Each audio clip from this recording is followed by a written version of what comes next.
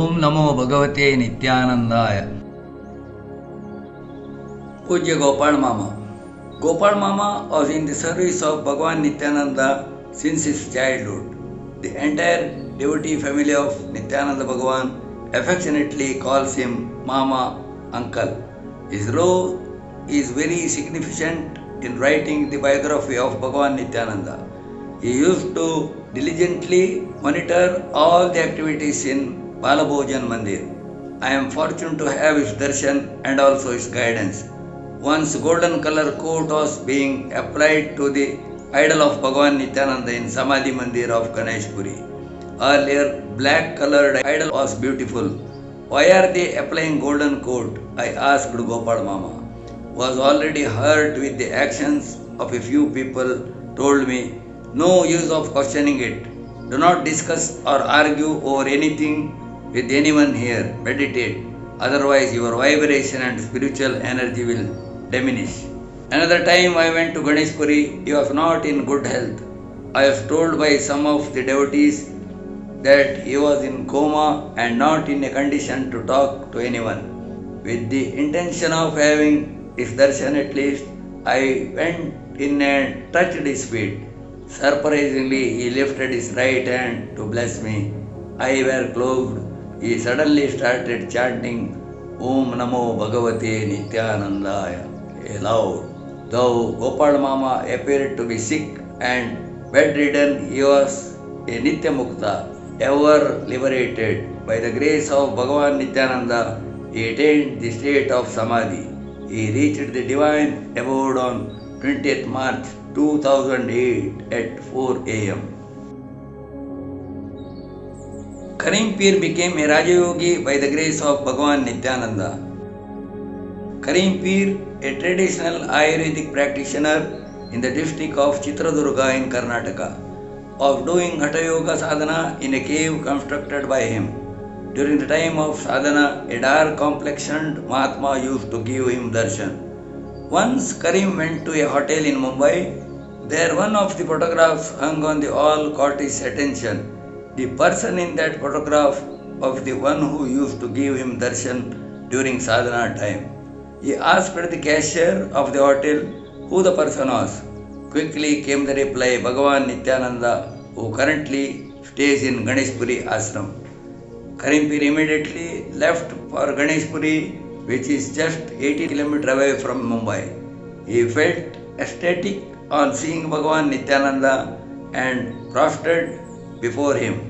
Bhagavan Nityananda asked, where have you come from? He replied, Swami, I came from Mysore. No, not from Mysore. You have come from Chitradurga. Karim was surprised at his words. In fact, he had gone to Chitradurga from Mysore and then left to Mumbai. You have been performing Hatha Yoga. Don't do that. Do Raja Yoga, a Siddha Yoga. Saying so, Bhagavan Nityananda immediately looked in the eyes of Karim and started conferring energy upon him to Shaktipat. It was so intense that Karim's body started trembling and his eyes were swirling like a wheel. Eyes became red. Karim's wife Hasan Mataji, who was sitting nearby, got scared. Bhagavan Nityananda blessed both and asked them to go to Ganagapur to continue sadhana. After doing sadhana for many years in Ganagapur, he was popularly known as Rajayogi Karim Pir Chandra.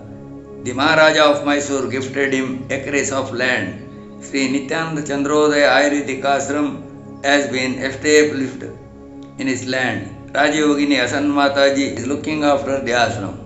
They have published many books on the life and teaching of Bhagavan Nityananda.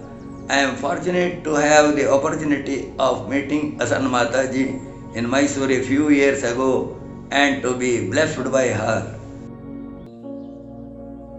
Shernathji attained Siddha states. There is a famous saint Andi Badaganath belonging to Navanath sect in Alnavar, a town near Dharwad in Karnataka. Shernathji used to go to Ganeshpuri frequently to have darshan of Bhagavan Nityananda. Whenever he went there, he would be hit with a stone by Bhagavan. Whether he was amidst hundreds people or thousand people, the stone targeted at Shernathji would never miss its mark. However, he never experienced any pain. By throwing stones at Shernathji, Bhagavan Nityananda conferred the spiritual energy on him and ultimately granted Siddha status to him. Shernathji attained Samadhi in the year 2003. Bhagavan Nityananda's grace upon Jain sage Sri Pradeep Chandra Suri Maharaj.